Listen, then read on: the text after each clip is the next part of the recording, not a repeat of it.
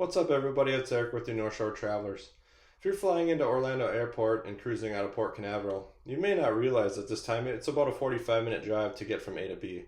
I'm here to offer you some transportation ideas, places to stay if you're flying a day ahead of time, which I highly recommend, as well as great places to eat and fun activities for you and the kids to expand on that vacation.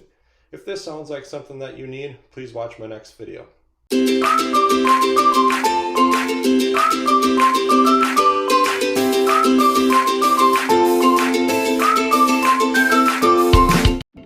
As you can see here, we rented a vehicle from Budget Rental. The cost was around $140 for a mid-size SUV, and it was pretty slick. I had everything done in the app ahead of time, so when we got to the airport, there was already a vehicle in an assigned spot in the parking garage. You just threw your luggage in there, checked out with the attendant as you were leaving, and on your way.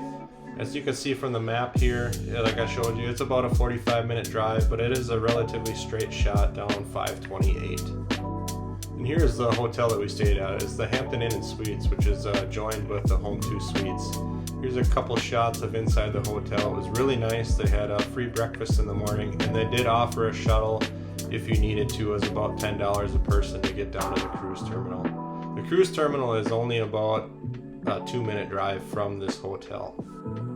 We decided to go down to Port Canaveral for lunch to a local place called Fish Lips. There was a few people that recommended this place to us, and it was very tasty. I had the shrimp po' boy and washed it down with a nice local brew. The wife had a chicken bacon sandwich as well.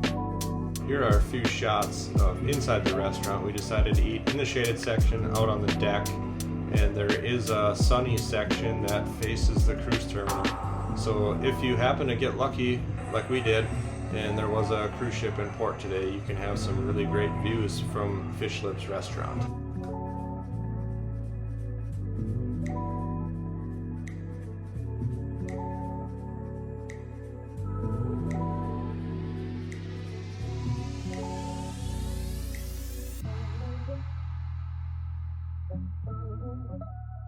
Outside the restaurant, there is an opportunity for a great photo op, which I recommend as well.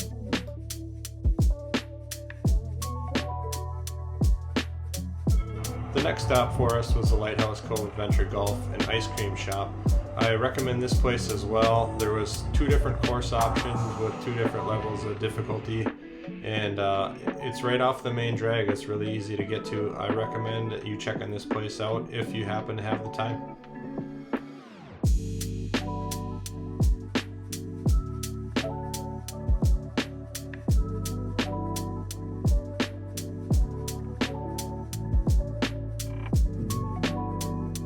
The next stop for us was at dinner time. We decided to check out another place called Kelsey's Pizzeria.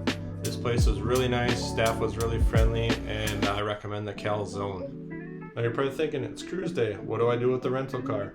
Well, it's pretty nice. There's a budget rental in Cape Canaveral you can set to return the rental to. It's about a mile from the hotel we stayed at, and they actually shuttle you to the cruise terminal on cruise day for free. Like I said, about a 5-minute drive, and if you're like me and didn't realize that you need to prepay for some of the tolls, it'll cost you about an extra $10, so keep that in mind as an option. Now if you found this video helpful, please don't forget to hit that thumbs up and hit that subscribe button for more future content.